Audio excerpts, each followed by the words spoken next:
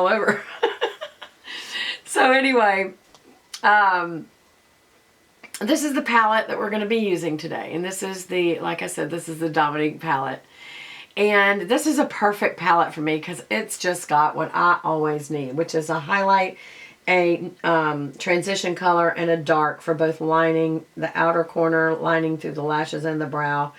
This is a little bit more of a warm or red toned brown. That's more of a cool tone brown, so I could use either one. Then in here, there's shimmers of all three of those colors, or at least a shimmer of that and a shimmer of that. It's actually a cooler tone brown too.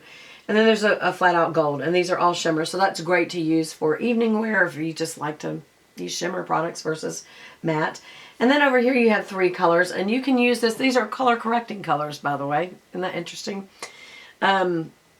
These are the three colors that you use for color correcting. Like if you have blue under your eyes, it's best to use a peach. But these are powders, so that will look very crepey if you use a powder there. So I don't think that's what those are for. I think they're actually just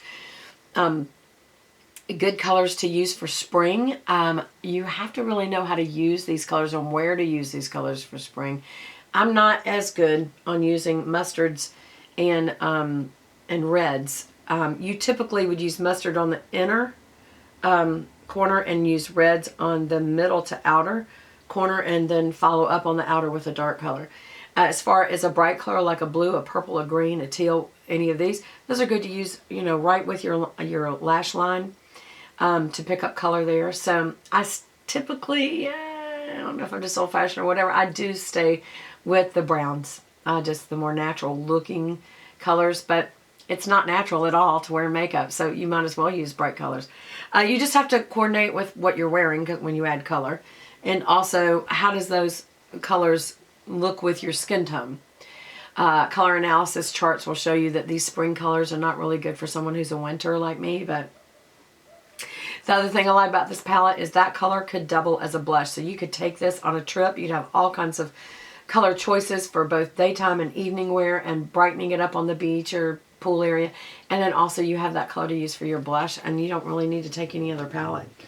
So that being said, when I think that I might be using a palette to travel, I always keep the plastic sheet, because when you travel it has more of a chance of, you know, getting hit and knocked around, and so it will get crumbs.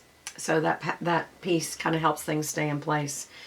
So I do always take off the little plastic piece from the mirror, because the whole point of the mirror is to use it, so I would not keep that.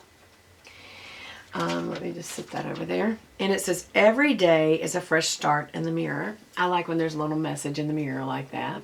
I like that it's a long mirror and that you can use this mirror because you don't have to take an extra mirror. So we're going to start with the eye brushes from Sephora.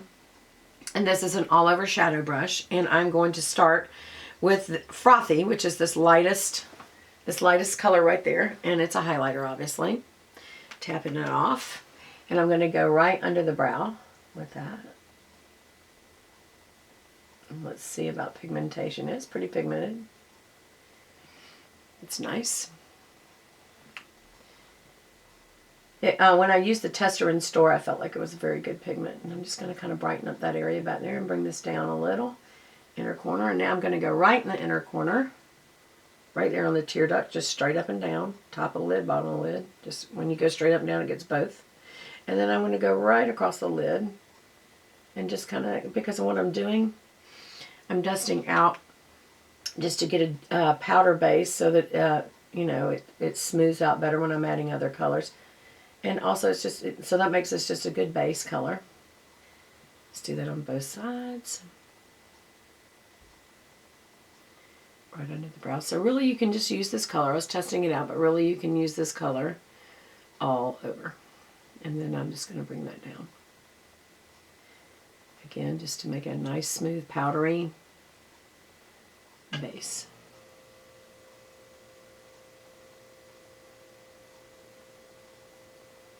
Okay. Okay.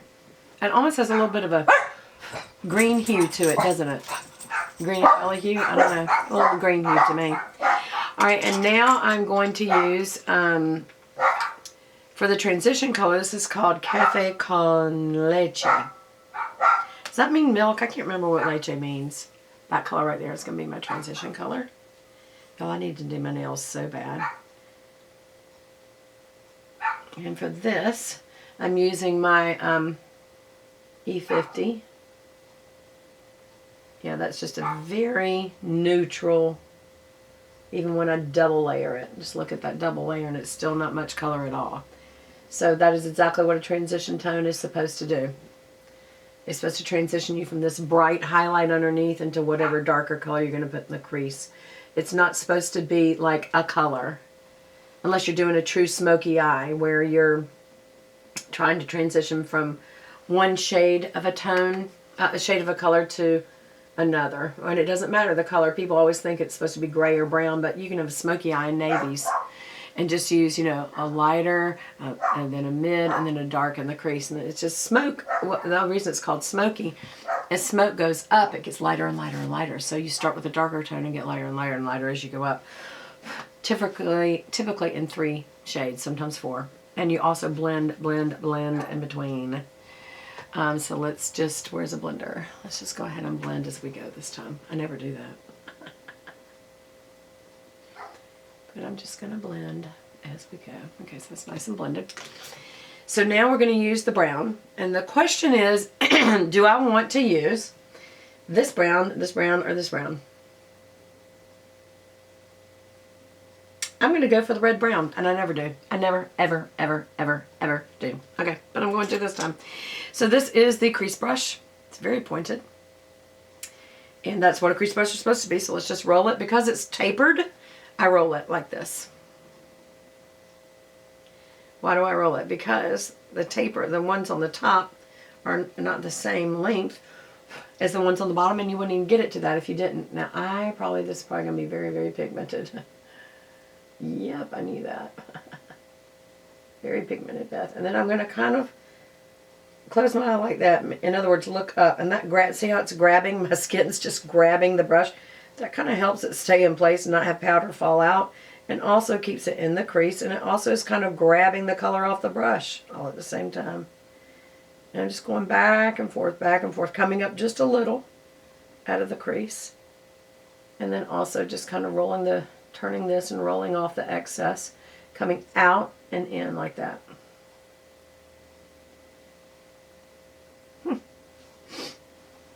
Okay, so if you have a hood or any kind of droppage there, I would blend on up a little further.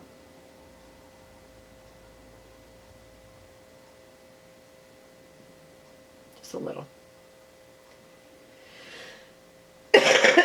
I'm sorry, y'all.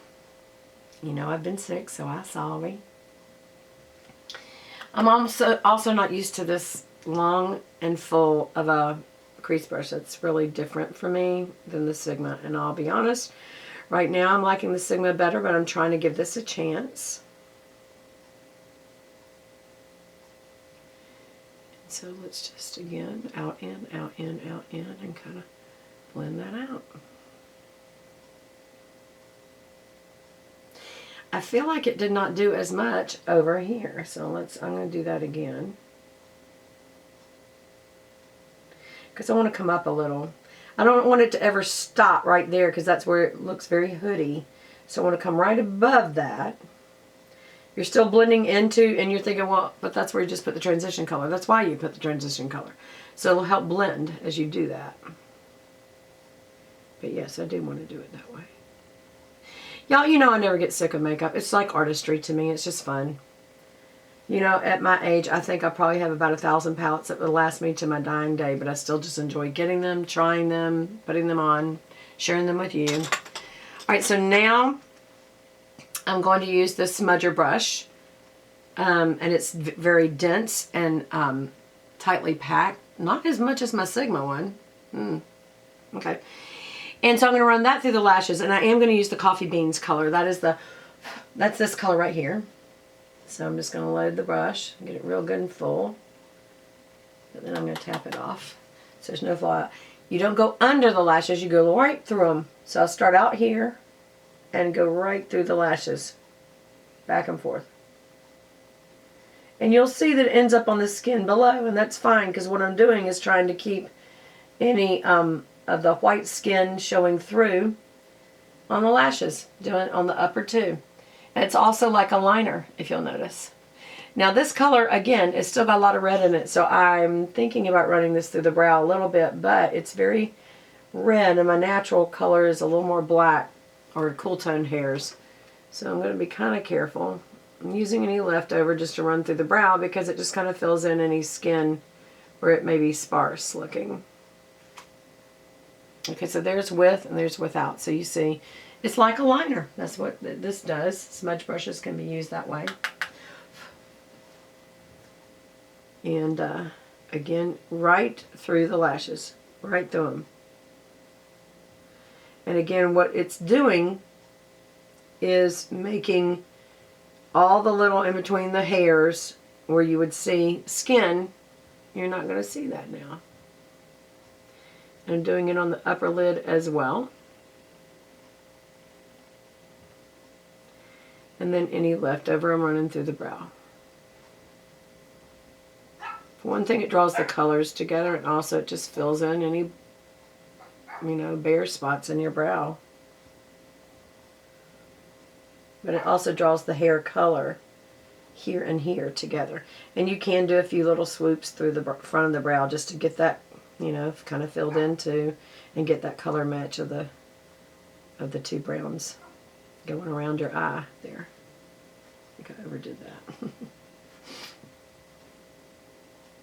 Interesting. Okay. I feel like I need to blend, y'all. Really bad. And I think that's because this is so pigmented, and that's a good problem to have. So just make sure that you blend well.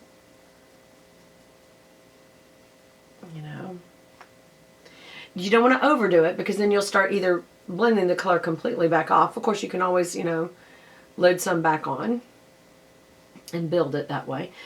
But also, I don't want to necessarily make it muddy looking by over blending the colors to each other. So I feel like that's okay. All right.